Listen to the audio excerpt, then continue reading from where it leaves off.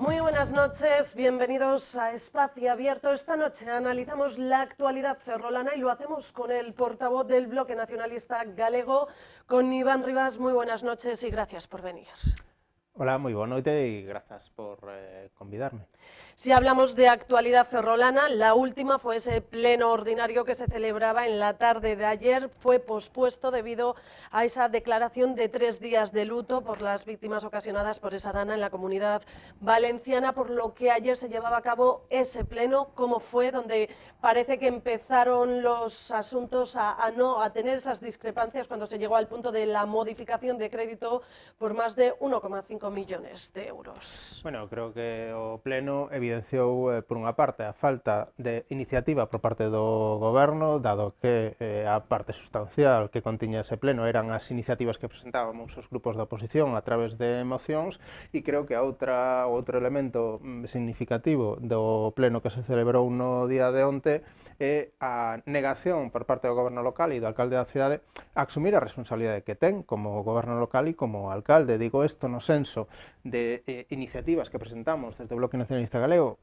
de senso común, moi lóxicas e que simples de asumir e que compre levar adiante, como era exixir á empresa concesionaria do transporte público que cumpla co convenio e cos acordos laborais que ten acadado cos traballadores e que mesmo unha sentencia xudicial lles deu a razón e que mentres eso non aconteza, pois non continúe a avalar a xestión desta concesionaria facéndolle os pagos que en base a un contrato que non se está a cumplir por parte da concesionaria se exixe cumplir, que demande da Xunta de Galiza, que realmente é quen está a xestionar esta concesión no momento actual, que actúe en consecuencia e que, en calquera caso, o Concello de Ferrol, que é realmente quen ten a competencia por ser un concello de máis de 50.000 habitantes para prestar o transporte público, asuma esa responsabilidade e inicie o camiño para a creación dunha empresa municipal de transporte público que creo que si algo temos experiencia ao respecto do transporte público nesta cidade nos últimos anos e que cada vez é máis precario e cada vez é evidente que as condicións laborais dos traballadores cada vez son peores. Por tanto, esa decisión que parece moi lóxica que se cumpran os acordos laborais para o Partido Popular parece que non ten ningunha responsabilidade e se pon de lado sin tomar ninguna decisión ao respecto. Outro aspecto que creo que tamén era significativo era o feito de que Urbaser, que xestiona a taxa o recibo que nos cobra polo tratamento de lixo na planta de Sogama, nos está a cobrar máis de 800.000 euros de máis polos importes que recibe, polas facturas que recibe de Sogama e que despois repercute aos veciños e veciñas. É dicir, Sogama nos factura unha cantidade e Urbaser nos cobra de máis. Bueno, sendo conscientes desta realidade, parece moi obvio que o goberno desta cidade e o alcalde debería exixirlle á empresa que xestiona esta taxa que lle devolva eses importes aos veciños e veciñas desta cidade. Estamos a falar de máis de 800.000 euros no ano 2023 e cantidades, ademais, que non son susceptibles de discusión. É dicir, hai unhas facturas que xira a Sogama, que temos constatado e que están no rexistro municipal, e hai un padrón que publica Urbaser na cal se constanta cal é a cantidade que lle cobrou os veciños e veciñas durante ese ano 2023. Por tanto, son unhas contas moi sinxelas e desas contas se extrae que Urbaser nos cobra máis de 800.000 euros, únicamente por facer de intermediario, sin xustificación de ningún tipo, nin argumento para explicar por que se cobra esa cantidade de máis. Por tanto, parece obvio que o que debería facer un goberno local responsable que defende os intereses da veciñanza é demandarlle a esa empresa concesionaria que xestiona e que actúa de intermediaria que devolva eses 800.000 euros. O goberno local e o seu alcalde á cabeza néganse a adoptar esta decisión e, ademais, sin argumentos e, por tanto, sin que poida ser comprensible a decisión ou a non decisión que o Goberno decide tomar, ¿no? Volviendo al tema de los trabajadores de la filial de Alsa, MyTours, que comenzaban en huelga desde el pasado 19 de julio, creo recordar. Mañana mismo, de hecho, van a hacer una concentración, se van a juntar con los medios para analizar cómo se encuentra esta situación, que señalan no hay avances. ¿Cómo cree que va a derivar finalmente esto? Porque ya han pasado muchos meses y parece que las cosas no cambian. De hecho, esta misma mañana un vecino de Ferrol llevaba al registro del ayuntamiento pues un escrito en el que pedía al alcalde que pusiera algún servicio especial, porque recordaba que ahora la vacunación está en Fimo, el servicio está en huelga, es más difícil poder llegar hasta allí y piden soluciones. Bueno, eu creo que hai, cando menos, algunhas cousas que é importante poñer énfasis sobre ela e destacalas. A primeira, unha que facías ti mención agora, non? Son case 4 meses en folga, desde o 15 de xullo, que se di moi pronto, pero son familias que non están a ter ingresos económicos para poder subsistir durante 4 meses. Ese é o primeiro aspecto. O segundo, é un servizo público que o Concello ten obriga de prestar e, por tanto, o Concello de Ferrol e o Goberno local ten unha responsabilidade directa tanto na precariedade do servizo como das condicións laborais. E, por tanto, non se pode mirar para outro lado. E terceiro, a situación do transporte público, como decía antes, leva moito tempo precarizada, cun servizos cada vez peores. E, por tanto, tenemos que empezar a tomar decisións para correxir esta situación.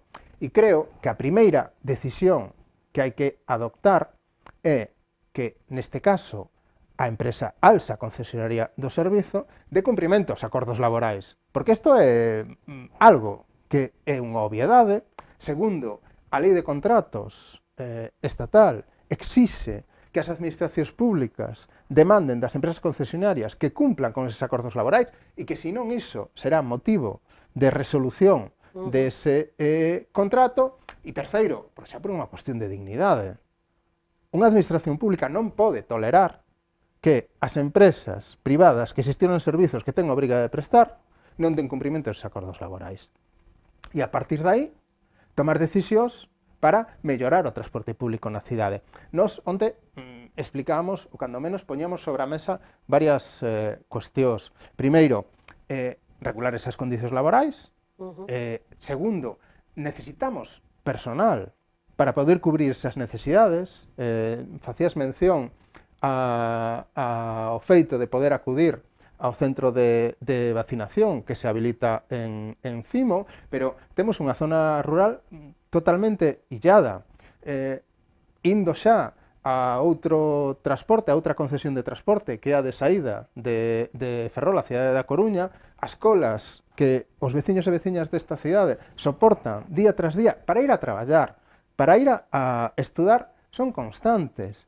E, por tanto, creo que non podemos seguir aceptando esta situación como se fora normal. E, sobre todo, porque a día de hoxe é algo que é Vox Populi, quere decir, o Tribunal Superior de Xustiza de Galiza ven de aclarar, ou cando menos de poñer sobre a mesa o feito de que concesionarias como Alsa e como Monbús, que é a que xestiona o servizo de transporte de saída da cidade, pactaron as licitacións que desenvolvía a Xunta de Galiza co anuencia do Partido Popular. Bueno, creo que vai sendo hora de que poñamos freno a esta maneira de actuar, tanto das administracións como das empresas que xestionan estes servizos. E nunha cidade, e remato, nunha cidade como a nosa, cunha poboación tan envellecida, a necesidade de transporte público cada vez é maior. E o feito de non telo provoca que esas condicións de illamento na que viven moitas das persoas que habitan na cidade de Ferrol se acentúen. E, por tanto, non é só un problema de mobilidade, é un problema de mobilidade, é un problema social, é un problema económico e é un problema laboral. Por tanto, é un problema moi importante diante do cal temos que empezar a poñer solucións. Y pasamos de hablar de una sesión ordinaria a una extraordinaria que se celebraba la pasada semana, en la que se votaba desde el Bloque Nacionalista Galego en contra de la modificación de la ordenanza fiscal reguladora del IBI. Ben, votábamos en contra desa modificación da ordenanza relativa ao IBI por varios motivos. Primeiro porque creo que a día de hoxe e tras unha crise sanitaria reconvertida en económica, cunha inflación galopante, cuns custos de enerxía que cada vez son maiores, non parece que a mellor decisión política que ten que tomar un goberno é incrementarlle a presión fiscal de maneira indiscriminada aos veciños e veciñas, neste caso da cidade de Ferrol. Señalaban desde el gobierno que hacía muchos años que no se actualizaba, y esa actualización llevaba pues ese incremento del 0,63 al 0,69, sobre unos 24 euros de media, señalaban. Que haxa moito tempo que non se actualicen as ordenanzas fiscais non quere decir que haxa que incrementar o seu importe, e que ese importe terá que vir, cando menos, condicionado polas circunstancias en que está a vivir a xente. E como digo, nun contexto de inflación galopante, cos prezos de enerxía disparados e donde os custes que teñen que asumir as familias cada vez son maiores, pois é evidente que esta decisión non se toma para beneficiar a veciñanza e que, en calquera caso, si vai acompañado ao mesmo tempo de bonificacións de ata 95% aos grandes propietarios e as grandes empresas na cidade, como fixo este goberno previamente a esta subida do IBI. Pero esta subida para los grandes propietarios pasó del 0,8 al 1,3%. Non. No mes de marzo, o Concello de Ferrol decidiu bonificar cun 95% no IBI, no IAE e no ICIO as grandes empresas da cidade e os grandes propietarios, co obxecto de que fora declarado Concello Emprendedor. Unha iniciativa da Xunta de Galiza que está sustentada sobre a base dunha chantaxe, e é que ou ben acometes estas reformas nas ordenanzas fiscais do teu Concello, ou non vas ser perceptor de axudas para o desenvolvemento económico, industrial ou a xeración de emprego no lugar onde se poidan desenvolver. Isto desenvolveuse ao inicio deste ano. Bonificacións de ata 95%. No momento actual, é dicir, o que aconteceu no mes pasado é que, previo a adoptar estas bonificacións, o goberno local lle incrementa o IBI con carácter xeral a todos os veciños e veciñas da cidade. Ao mesmo tempo que toma esta decisión, e nos meses anteriores, no mes de xuño, decidiu incrementar nun 48% as taxas ou as prestacións patrimoniais non tributarias asociadas ao ciclo da auga, saneamento, depuración e abastecemento. E, como explicaba antes, Urbaser nos está cobrando máis de 800.000 euros pola xestión do tratamento do lixo, despois de que o Partido Popular na Xunta de Galiza anunciase un incremento da taxa de Sogama de máis do 68%. Por tanto, non é discutible a política fiscal que está a facer este goberno. E este goberno o que está a facer é incrementar a presión fiscal a maioría social e manter os privilexios de entidades e de empresas privadas que campan as súas anchas no Concello de Ferrol. Porque, sumado a esas bonificacións as que facía referencia, no Concello de Ferrol a Autoridade Portuaria sigue sin aboar o IBI de características especiais polo peirao exterior, que suman cerca de 800.000–900.000 euros ao ano, e que implica que durante todos estes anos que levamos acumulando ese déficit de ingresos, o Concello de Ferrol teña máis de 8 millóns de euros sin ingresar por parte da Autoridade Portuaria. O Ministerio de Defensa sigue sin aboar un só euro polo 20% de ocupación do solo urbano desta cidade. Nin IBI, nin IAE, nin ICIO, ningún tipo de tributación, pese a que recibe os servizos como recibimos todos e todas nós. E, por tanto, creo que vai sendo hora de que redefinamos esta política fiscal e que as decisións que tomamos vayan en beneficio das persoas. Pero, en calquera caso, Se isto non se quere facer, o que non se pode é cargar aínda máis sobre as costas dos veciños e das veciñas a responsabilidade de sustento económico dunha cidade que ten e que mantén moitos privilexios que, cando menos, vai sendo hora de poñer sobre a mesa, non? Entre otras medidas que también se adoptaron, se aprobó el inicio del expediente de elaboración de la nueva RPT, es decir, de la relación de puestos de trabajo. ¿Qué va a suponer esto para el ayuntamiento? Bueno, eu creo que o que realmente tería importancia e suporía un cambio sustancial para o Concello de Ferrol é incorporar persoal á administración local. Onte mesmo, no pleno municipal, na modificación de crédito que tramitou o goberno local, se incorporara un importe para o pago das horas extras que fan os funcionarios e funcionarias do Concello de Ferrol. Uns importes que chegan ao 1.000.000 de euros ao ano por horas extras. É dicir, que a día de hoxe non hai persoal suficiente para poder cubrir os servizos e as necesidades básicas que teñen os veciños e veciñas desta cidade.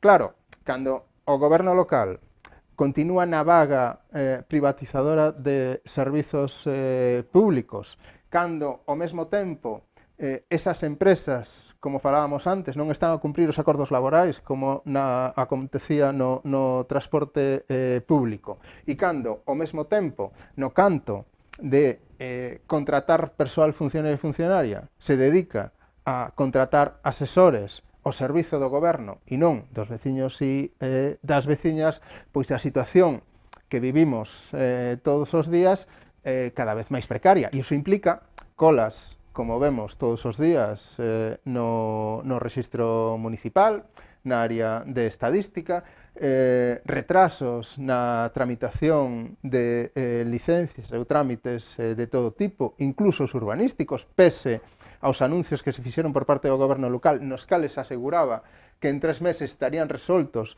todos eses expedientes, algo que a día de hoxe sigue a ser unha das problemáticas que atopamos na xestión municipal, e en resumo, unha precarización dos servizos que ten que prestar o Concello. A RPT non deixa de ser o esquema, a estructura orgánica para definir as funcións que este personal ten que desenvolver, pero o sustancial, o importante e o que lle pode dar un cambio de rumbo á administración e ao Concello de Ferrol é a incorporación de personal á administración local. E creo que vai sendo hora de que adoptemos esta decisión, porque levamos desde o ano 2012, xusto no anterior goberno do Partido Popular, cunha tendencia ao adelgazamento da administración. Cada vez temos menos funcionarios e cada vez se contratan máis empresas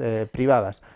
Un dato únicamente, o Concello de Ferrol, nos seus orzamentos, o capítulo, a área de gasto que máis porcentaxe supón de todo o orzamento municipal é a contratación de empresas privadas.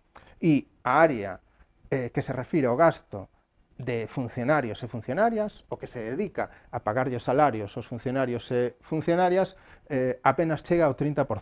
Esta é unha distorsión.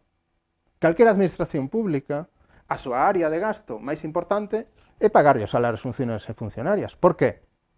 Porque son administración pública. É dicir, é a orixe, a xénese, o motivo de existencia dunha administración pública, os funcionarios e as funcionarias. E no Concello de Ferrol, isto leva moitos anos sendo unha distorsión que creo que vai sendo hora de que empecemos a corrixir. Por otro lado, también me gustaría preguntarle cómo ve la ciudad tras el último altercado que se sucedía en la noche del pasado jueves, una reyerta en plena Plaza de España en la que terminaban con katanas, machetes y una barra de hierro.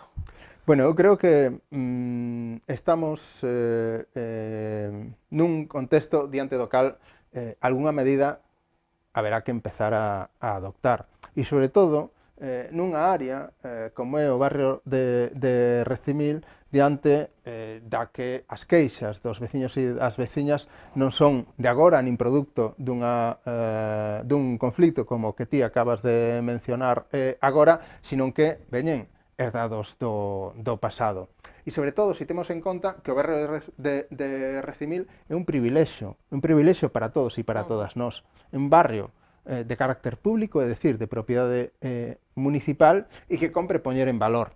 E para poñelo en valor hai que empezar a tomar decisións ao respecto de que facer, tanto desde o punto de vista da súa recuperación física, arquitectónica, urbanística, adaptando esas vivendas ás necesidades que teñen os veciños e veciñas a día de hoxe, como desde o punto de vista da recuperación social, económica e acadar a diversidade social que ese barrio está exixindo, como, por exemplo, a rehabilitación dun mercado que se poida convertir en lugar de encontro e de socialización para os veciños e veciñas dese barrio. Iso haberá que acompañalo coas medidas que sexan oportunas para evitar que este tipo de circunstancias se poidan producir no mesmo corazón da cidade, unhas circunstancias que creo que son absolutamente intolerables e que os veciños e veciñas da cidade de Ferrol e en concreto do barrio de Recimil non teñen por qué seguir soportando. Y volvemos a hablar de economía. Me gustaría preguntarle por esos presupuestos presentados por la Xunta, donde se destinan más de 110 millones de euros para Ferrol. ¿Cómo los ve? Bueno, creo que os orzamentos da Xunta son un pouco como o día da marmota. Se repiten todos os anos, repiten recurrentemente orzamentos e consignacións orzamentarias que despois non se executan. Poño o exemplo o centro hospitalario da cidade. Eu penso que debemos levar cerca de 10 anos con consignacións orzamentarias para a renovación dese centro hospitalario e a día de hoxe esas obras aínda continúan en vixencia e a dotación económica neses orzamentos dista moito despois de facerse realidade. Necesidades tan básicas como a rehabilitación de centros de ensino como Ferrolvello, como o Concepción Arenal, que levan tempo demandando unha intervención por parte da Xunta de Galiza, se obvian e se propoñen propostas que a día de hoxe non teñen ningún senso de materializarse, como o desenvolvemento dunha estación intermodal, cando nin hai proxecto, nin hai solicitude por parte do Concello de Ferrol para que se desenvolva esa iniciativa e ese proxecto, e cando o problema que temos non é de estación intermodal, senón da falta de transporte por estrada, como estábamos a falar antes, ou da falta de transporte ferroviario. Outro exemplo deste feito é ao manido saneamento do rural. Levamos desde o ano 2014 en que o actual alcalde se fixo cargo da depuradora e lla entregou a Mafesa a cambio de que desenvolvera o saneamento no rural, sin que estas obras se teñan iniciado. Señalaba que se prevé que comiencen ya en 2025. Si, posiblemente haberá algún ano en que se inicien. Eu agardo que sí, e eu digo convencido en que isto é algo que en algún momento haberá que iniciar os seus traballos. Agora, é un pouco unha tomadura de pelo que durante 2023 existiran, creo que eran cerca de 2 millóns de euros para o saneamento na zona rural, non se executara ningún só euro. Durante 2022 existiran, creo que eran 300.000, tampouco se executou ningún só euro. No ano 2020 ou 2021, o mesmo alcalde desta cidade afirmaba que había unha dotación plurianual nos orzamentos da Xunta para os próximos anos que superaba os 5 millóns de euros. Non se executou ningún só euro e este ano volve a haber unha dotación económica. E creo que o feito de que exista dotación económica non implica que eso se vaya a desenvolver pola experiencia. A intención de 2022, de 2021, de 2020, de 2019, e por tanto que necesitamos son realidades. Obviamente necesitamos que ese diñeiro apareza, pero necesitamos facer algo máis. Necesitamos asinar o convenio coa Xunta de Galiza para que se executen esas obras, necesitamos o proxecto. para poder executar esas obras e, por tanto, necesitamos compromisos firmes, non a propaganda constante, ano tras ano, nos orzamentos da Xunta de Galiza, de decir que vamos a facer algo que despois non facemos, porque estamos enganando, ou está enganando o Partido Popular os veciños e as veciñas desta cidade con este tipo de prácticas, do mesmo xeito que cando se asegura que se vai a desenvolver un forte investimento en materia de vivenda, despois de deixar abandonado un polígono ou un barrio como o Bertón con parcelas que nin se limpan durante máis de 15 anos do mandato popular e que... Pues ahora estamos viendo movimiento en el polígono del Bertón.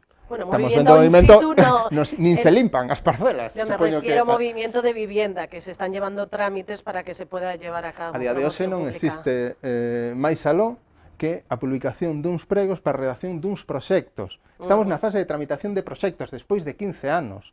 Despois de 15 anos do goberno do Partido Popular na que non se construiu unha soa vivenda pública no Concello de Ferrol e donde a falla de vivenda pública é clamorosa, non só en Ferrol, sino no conxunto do país. Pois ben, si despois de 15 anos do Partido Popular a día de hoxe o que se está a decidir é que se vai a licitar a redacción de uns proxectos, pois creo que algo máis imos ter que facer e non continuar nesta política de propaganda. Poño un último exemplo, a área Rexurbe, da que tamén debatimos onte no pleno municipal. Os orzamentos da Xunta consignan 3,5 millóns de euros para as áreas Rexurbe de todo o país, cunha territorialización do 39% na provincia da Coruña, é dicir, 1,4 millóns de euros a distribuir en toda a provincia da Coruña.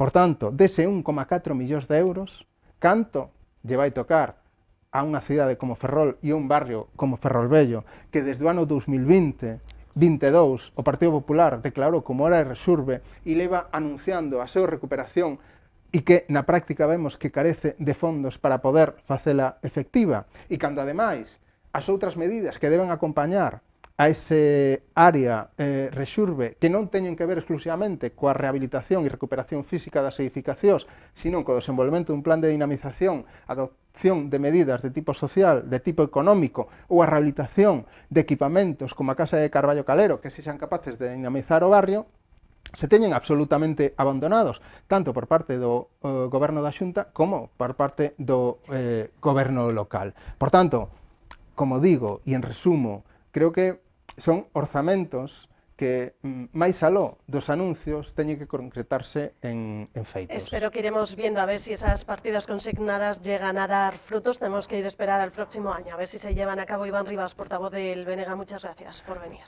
Gracias a vos por convidarme.